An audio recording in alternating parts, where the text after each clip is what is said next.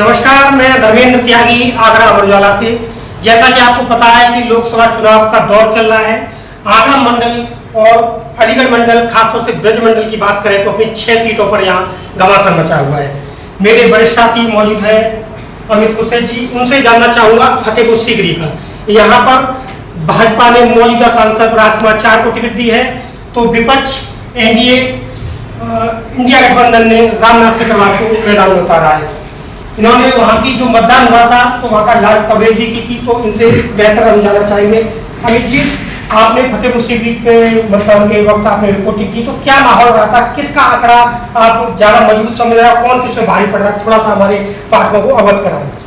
त्यागी जी, पेट की बात पेटी में जा चुकी है जी। 4 जून को पता चलेगा, लेकिन जिस तरह के माहौल रहे उसमें ये सीट बहुत कांटे की है।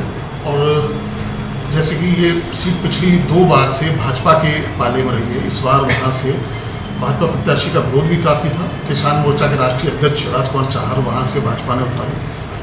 मौजूदा विधायक जो फतेहपुर सीकरी के हैं चौधरी बाबूलाल, उनके बेटे रामेश्वर चौधरी ने उनका विरोध किया। पार्टी ने बाद में उनको निष्कासन का नोटिस भी भेजा हुआ है, कार्रवाई होनी बाकी है। उनके मुकाबले में कांग्रेस और सपा गठबंधन के रामनाथ सिकरवार है। पहली बार फतेहपुर सीकरी सीट पर ऐसा लग रहा है कि कांटे का मुकाबला है। दोनों बार से भाजपा बड़े ही बहुत भारी अंतर से इस सीट को जीतती आई। उससे पहले ये सीट बसपा के खाते में थी। कुल 3 बार ही ये इस सीट पर चुनाव हुआ। 2009 में ये सीट अस्तित्व में आई थी।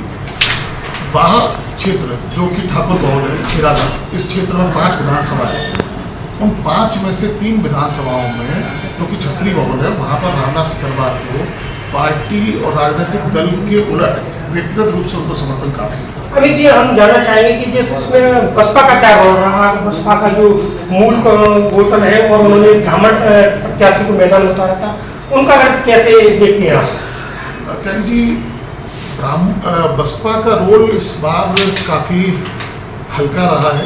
हालांकि पहली बार ये सीट बसपा नहीं जीती थी। बसपा की सीमा उपाध्याय सांसद बनी इस सीट की पहली, जो रामवीर उपाध्याय तत्कालीन ऊर्जा मंत्री थे, उनकी पत्नी थी। 9000 वोटों से उन्होंने उस समय के 2 बार के सांसद राजभर को हराया। राजभर एक बड़ा चेहरा रहे हैं, उनको हराया। लेकिन उसके बाद बसपा का परफॉर्मेंस लगातार कम होता है और इस चुनाव में वो नगण्य भूमिका में है।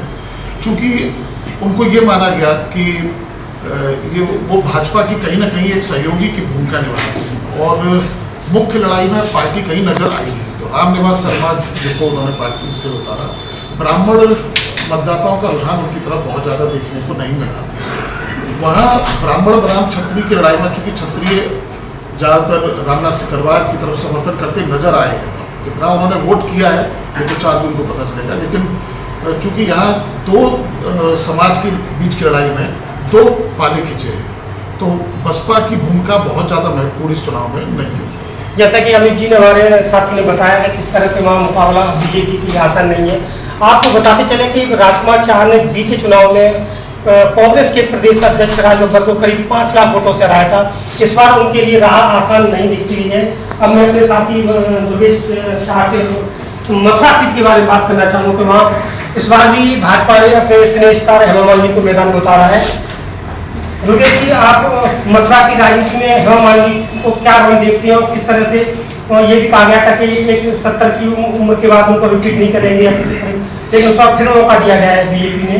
तो क्या हेमा मालिनी को इस बार जीतना आसान होगा और कौन उनको मुकाबले में है? हेमा मालिनी जी पिछली बार भी लोकसभा से जीत हासिल की थी उन्होंने, और इस बार भी वो उनकी जीत हासिल का रास्ता साफ दिखाई दे रहा है। क्योंकि जो विकास भाजपा ने जो विकास का जो जरिया बनाया है, जैसे कहते हैं कि पहले काशी मथुरा और ये सब पे विकास के मुद्दे जो ध्यान भाजपा ने, जो हेमा मालिनी ने जो विकास के जो मुद्दे उठाए हैं वहाँ पे, जैसे गन्ना मिल हो या कोई भी चीज़ हो, और उसका घाटा जो कांग्रेस गठबंधन का जो प्रत्याशी है, जो पहले थे पंडित जी, बदल दिए गए, वो बदल दिए गए। तो इससे ब्राह्मण वोट का भी उन्हें नुकसान होगा और इस चीज़ का फायदा भाजपा को मिलेगा, इसलिए उनकी राह आसान है। जैसे कि दुर्गेश शाह जी बता रहे हैं कि वहाँ पर जो कृष्ण मंदिर वाला जो कृष्ण कोड़ी मथुरा कॉरिडोर का जो मुद्दा बीजेपी को लीड देने के लिए ज़्यादा महत्वपूर्ण लग रहा है। ऐसे ही हमारे वरिष्ठ साथी हैं मनीष शर्मा जी। मनीष शर्मा जी, आगरा लोकसभा सीट पर इस बार भी candidate professor SP Singh Baghel को भाजपा ने उतारा है। पिछली बार भी ये चुनाव में जीत करके संसद पहुंचे थे। इस बार इनका क्या स्थिति है और क्या आगरा की पब्लिक उसको बदलने के पक्ष में दिख रही है? इसमें तो कोई शक ही नहीं है, क्योंकि शुरू से आगरा लोकसभा जो सीट है वो भाजपा के गढ़ मानी जाती है। और जिस तरह से मोदी से जो काम कर रहा है, हालांकि लोग एसपी सिंह बघेल भी पसंद करते हैं, लेकिन कहीं ना कहीं स्थिति ये है कि एसपी सिंह बघेल को वोट देने मतलब ये कि हम लोग मोदी को वोट दे रहे हैं। लोग चाह कर भी इनका अगर जो विरोधी भी है वो भी फिर भी मोदी की फेस पर वोट दे रहे हैं। और जैसा कि आपने देखा कि बसपा ने पूजा अमरोही को उतारा है और सुरेश कर्दम इंडिया गठबंधन से है, तो पूजा अमरोही को DSP ने जिस तरह से पूजा अमरोही को उतारा, उन्होंने अपने SC वोट को साधने की कोशिश की है। हालांकि मोदी की योजना है आयुष्मान कार्ड और राशन वितरण की, तो कहीं ना कहीं इन्होंने SC वोट को साधने के लिए ये बीजेपी को सपा और कांग्रेस की गठबंधन की प्रति उनकी क्या स्थिति आप मान के चल रहे हैं? उनकी स्थिति तो ऐसी खैर नहीं है कि कहीं भी उनको स्टैंड पर कर पाए एसपी सिंह के सामने, लेकिन फिर भी कहीं ना कहीं स्थिति ये है कि एसपी सिंह बघेल की सीट आते पक्की मानी जा रही है। जैसा कि मेरे साथी मनीष शर्मा जी बता रहे हैं कि इस आगरा लोकसभा सीट पर प्रोफेसर एसपी सिंह बघेल की स्थिति काफ़ी मजबूत है। इसके लिए मोदी का चेहरा उसको सामने बता रहे हैं। अब हमारे साथ हैं यतीश जी। यतीश जी, एटा में कल्याण सिंह जिसे हिंदू हृदय सम्राट कहा जाता था, राम मंदिर में उनकी भूमिका थी। इस बार राजू भैया की क्या स्थिति है? राजू जो है कल्याण सिंह के जी के सुपुत्र है, पूर्व में भी वो वहाँ से सांसद रहे हैं। इसका उन्हें लाभ काफ़ी मिल रहा है। और इस बार जो है योगी और मोदी इनके चेहरे में चुनाव हो रहा है, तो इसको लेकर पूरी तरह से उनका एक स्थिति जो है काफ़ी मजबूत है और संभव है वो सीट उठा लेंगे समाज से। तो राजवीर सिंह जी के मुकाबले में आपको किसकी, बसपा या गठबंधन वाले किस कैंडिडेट से आपको लग रहा है कि जहाँ तक गठबंधन का सवाल है तो गठबंधन उन्हें थोड़ा बहुत नुकसान करा वोटों में सेंध लगा सकता है, लेकिन चूँकि उनके पिताजी का और जो वो राज्यपाल रहे हैं और उनके पिताजी का जो पृष्ठभूमि है उसका उन्हें पूरा लाभ मिलता है। राम मंदिर बन गया है, इसका क्या उस लोकसभा सीट पर असर पड़ेगा? क्योंकि बाबूजी कल्याण सिंह की उन्होंने आंदोलन के विरोधा थे, तो क्या है बिल्कुल इसका असर पड़ेगा और उनके वोटरों पर भी पड़ेगा और उनके समर्थकों पर बढ़ेगा। यही कारण है तो उनके जीत के आसार ज़्यादा है। जैसे कि मेरे साथी यतीश बता रहे हैं कि नेता से राजवीर सिंह की स्थिति काफ़ी मजबूत है, लेकिन विपक्ष का भी प्रत्याशी उधर कड़ी टक्कर दे रहे हैं। और खासतौर से जो राम मंदिर का असर वहाँ पर ज़्यादा प्रभावी है, क्योंकि वो कल्याण सिंह जी ने खुद ही उसके विरोधा थे। और अब मैं अपने साथी ममता त्रिपाठी बैठी हैं, तो ममता जी मैं आपसे ये जानना चाह रहा हूँ कि सभी दल कहते हैं कि महिलाओं को सीट में 33% का आरक्षण मिलना चाहिए। अगर आप 6 सीटों पर देखें या अगर आगरा की बात करें तो महिलाओं को क्या स्थिति है? देखिए, आगरा में महिलाओं ने अपनी सशक्त भागीदारी निभाई है, चाहे वो नगर निगम की महापौर हो या विधायक रही हो, लेकिन हर दल ने, चाहे वो भारतीय जनता पार्टी हो या कांग्रेस या गठबंधन, किसी भी दल ने महिलाओं को सांसद के टिकट देने में रुचि नहीं दिखाई और एक भी प्रत्याशी नहीं उन्होंने मेहनत किया। जबकि बात करते हैं हम अगर लीडिंग पार्टी की बात करें, जैसा कि भारतीय जनता पार्टी को 33% आरक्षण की बात करती है कि संसद में महिलाओं को देगी, लेकिन शुरुआत उन्होंने अभी तक नहीं की। आगरा की बात करें तो यहाँ से आज तक एक भी महिला सांसद नहीं हुई है। एक महिला सांसद हुई है फतेहपुर सीकरी सीट से, बसपा से, वो थी हमारी सांसद सीमा उपाध्याय। उसके बाद किसी भी पार्टी ने रुचि नहीं दिखाई महिलाओं को देने में। तो ऐसा लगता है कि सिर्फ महिला उनके लिए एक वोट बैंक है, छलावा देते हैं, आकर्षित करते हैं कि महिलाएं वोट दें, लेकिन उनकी भागीदारी सुनिश्चित करने के लिए किसी ने भी ठोस कदम नहीं उठाया। मैडम, आपने जब रिपोर्टिंग की होगी तो महिलाओं से बात भी की होगी, क्या उनके मुद्दे रहे लोकसभा चुनाव में इस बार, और वो किस मुद्दे पर जाकर उन्होंने मुद्दा किया? देखिए, महिलाओं के लिए सबसे जो अहम मुद्दा होता है वो उनकी सोशल सिक्योरिटी होता है, क्योंकि आजकल हर घर में वर्किंग लेडी हैं, बेटियां हैं, बच्चियां हैं, महिलाएं हैं, तो काम के सिलसिले में उन्हें बाहर जाना पड़ता है। तो एक जो बीजेपी के संग प्लस पॉइंट ये है कि जो पहले क्राइम होता था, वुमेन क्राइम, वो उसमें कमी आई है। तो ये एक उनका बहुत मेजर पॉइंट है। हालांकि महंगाई और ये मुद्दे हैं महिलाओं के लिए, लेकिन पढ़ी लिखी जो महिलाएं वो जानती हैं कि राष्ट्र का चुनाव है, ये महंगाई तो हर पार्टी में आनी और जानी है, लेकिन जो सोशल सिक्योरिटी है ये एक प्लस पॉइंट है जो बीजेपी को लीड करेगा। जैसे कि हमारी साथी ममता जी बता रही है, महिलाओं की प्राथमिकता मतदान के वक्त महिला सुरक्षा पर रही। और हमें देश दीपक तिवारी हमारे पास आती हैं। ये देश दीपक जी, आप मैनपुरी में डिम्पल यादव दोबारा से कैंडिडेट हुए। पिछली बार मुलायम सिंह के निधन के बाद जब खाली सीट हुई थी उनको फिर जीत हासिल की। इस बार क्या मुकाबला देख रहे हैं, क्या डिम्पल जी के लिए इस बार आसान है या बीजेपी के फेर में वो फंस जाएंगे? धर्मेंद्र जी, मैं अपने दर्शकों को बताना चाहूँगा कि मैनपुरी अकेली ऐसी सीट है जहाँ पर आज तक भाजपा का कभी खाता नहीं खुला है। निसंदेह मुलायम सिंह के निधन के बाद ये चुनाव दो चीज़ें तय करेगा। एक अखिलेश यादव का भविष्य तय करेगा और दूसरा मैनपुरी में, क्योंकि मैनपुरी एक ऐसी सीट है जहां मुलायम सिंह यादव लड़ते थे, वो आजमगढ़ से भी 2-2 सीटों से लड़ते थे और लड़ने के बाद दोनों सीटें जीतते थे और जीतने के बाद फिर एक सीट छोड़ देते थे। तो वहां पे उन्होंने तेजू यादव को, वो एक तरह से मुलायम सिंह का गढ़ है। और वहाँ इस समय वर्तमान में जो राज्य सरकार में पर्यटन मंत्री है जयवीर सिंह, उनको उतारा है भाजपा ने। तो निसंदेह स्थिति बहुत अच्छी तो नहीं है, पर मुकाबला टक्कर का रहेगा। फिर भी लीड वहाँ पे डिम्पल यादव को ही मिलती दिख रही है। बहुजन समाज पार्टी ने भी एक यादव प्रत्याशी को उतारा है वहाँ पे।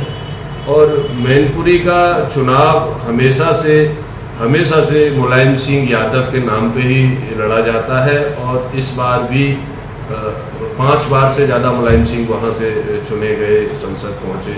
उत्तर प्रदेश की राजनीति में उन्होंने एक बड़ा मयार अपना कायम किया मैनपुरी से। जैसा कि दीपक जी सत्ताधारी दल ये आरोप लगाते रहे हैं कि समाजवादी पार्टी सिर्फ परिवारवाद को ही आगे बढ़ाती है। इस बार जो 5 टिकट वही उनके परिवार से है, तो क्या अन्य जो यादव समाज है उसमें इस बात की खिलाफत आपको महसूस हुई? देखिए, विशुद्ध रूप से देखा जाए तो समाजवादी पार्टी एक परिवार की ही पार्टी है और उस पार्टी ने कहीं ना कहीं पिछड़ा जो वर्ग है, मुलायम सिंह यादव से ये शुरुआत होती है। जब वो राजनीति में आए तो वो अपने साथ अपने 2 भाइयों को भी राजनीति में लेके आए, प्रोफेसर रामगोपाल यादव और शिवपाल यादव। और उसके बाद ये पिछड़ा वर्ग की एक महत्वपूर्ण पार्टी बन गई और निसंदेह रूप से कह सकते हैं। लेकिन परिवारवाद सभी पार्टियों में रहता ही है, बड़े बड़े नेताओं के, मंत्रियों के। भाई उत्तराधिकार की राजनीति रहती है, कोई भी बड़ा नेता होता है वो चाहता है कि उसके बाद उसका उत्तराधिकारी उसके परिवार से ही कोई सदस्य बने। तो ये एक सामान्य बात है। लेकिन एक और जो महत्वपूर्ण बात मुझे इस चुनाव में जो नज़र आती है कि जिस तरह भारतीय जनता पार्टी 400 पार की बात कर रही है, यह इतना आसान नहीं होगा, क्योंकि ज़मीन पर परिस्थितियाँ काफ़ी बदल गई हैं। एक एंटी इनकम्बेंसी का फैक्टर चल रहा है इस समय। 10 साल से ज़्यादा कोई भी, मैं ये नहीं कहता कि भाजपा के खिलाफ एंटी इनकम्बेंसी, कोई भी सरकार हो, कितना भी काम कर ले, अगर लंबे समय तक रहती है तो जनता में एक एंटी इनकम्बेंसी उसके लिए आ जाती है। महंगाई भी एक समस्या तो है और जनता, बेरोजगारी भी एक समस्या है।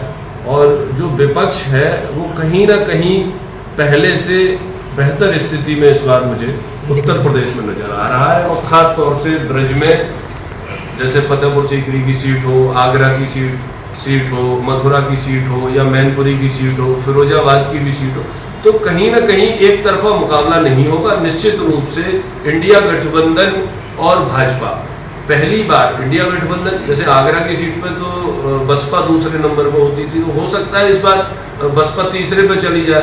फतेहपुर सीकरी में भी बीएसपी 2 नंबर की पार्टी थी, हो सकता है वहाँ भी अब इंडिया गठबंधन जैसे रुझान आ रहे हैं अभी तक के, तो उसमें वो लीड ले रहा। मथुरा में भी हेमा मालिनी के लिए स्थिति इतनी आसान नहीं होगी और जो वोटिंग परसेंटेज में गिरावट आई है तो वो भी कहीं ना कहीं कुछ संकेत देता है। तो अब ये स्थिति स्पष्ट तो 4 जून को ही हो पाएगी कि किस करवट रूप बैठे। जिस तरह दीपक जी बता रहे हैं बीजेपी के लिए 400 सीट पाना आसान नहीं है, इसी तरह डिम्पल यादव के लिए भी मैनपुरी का सत्ता अभ्यास में पाना भी आसान नहीं। मेरे साथी हैं धीरेन्द्र सिंह जी, वेतन टीम के। धीरेन्द्र सिंह जी, फिरोजाबाद लोकसभा सीट की मैं आपसे बात करना चाहूँगा। क्या स्थिति है? पिछली बार बीजेपी ने एक नया चेहरा चंद्रशेखर यादव को उतारा था और वो जीत रहे थे। इस बार बीजेपी के मुकाबले समाजवादी पार्टी के अपने प्रवासी ये क्या स्थिति है? देखिए, अक्षय यादव जो समाजवादी पार्टी के जो राष्ट्रीय महासचिव प्रोफेसर राम गोपाल उनके बेटे हैं और पिछली बार भी वो वहीं से चुनाव लड़े थे।